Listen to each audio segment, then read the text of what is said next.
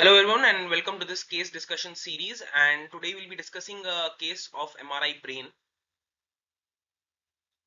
So I'll play the video first.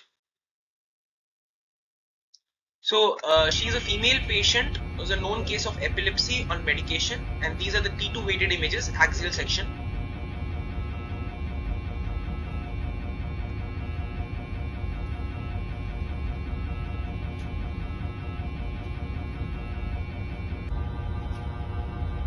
These are the flare images, axial section.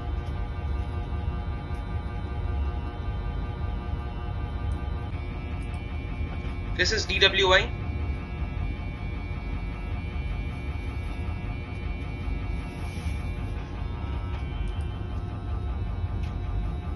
And this is ADC map.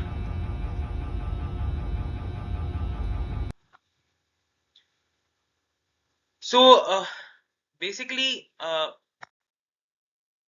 there is an intra-substance altered signal intensity in the splenium of the corpus callosum, which is hypointense on T1, hyperintense on T2 and flare, and shows a low ADC value. That is, it restricts on DWI with reversal on ADC.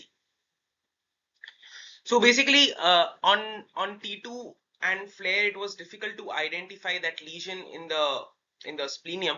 But when we looked at the DWI and ADC images, it was clear that there is an intrasubstance altered signal intensity. So what exactly is there? What is it called? It's called clock. That is cytotoxic lesion of the corpus callosum. So where is it seen? In which setting is it seen? So it is seen commonly in case of patients who are taking anti-epileptic medications. Also, it is seen in certain metabolic disturbances like hemolytic uremic syndrome, hepatic encephalopathy, or hypoglycemia, or it can be seen in infections like brain abscess, encephalitis, and meningitis, or when the patient is taking certain drugs like antidepressants and antipsychotics. So it is seen in a wide variety of clinical settings and is a very non-specific finding. So why does it actually occur?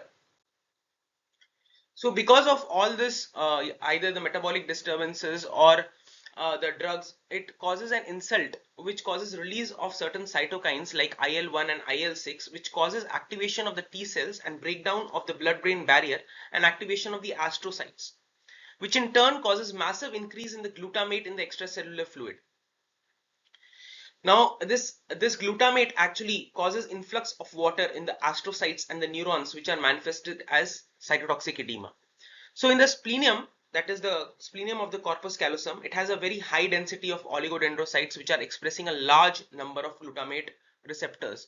Because of that, the glutamate is acting more and more, and this cytotoxic edema is occurring more in that particular place.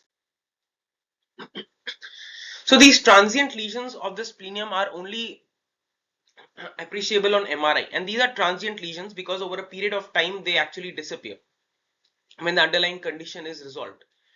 So they can be of three main types on imaging. They can be a well circumscribed small oval lesion in the midline within the substance of the splenium, which was seen in this particular case, which is the most common presentation of such lesions. Other can be more extensive but less well defined irregular lesions extending throughout the splenium and into the adjacent hemispheres, giving a boomerang sign.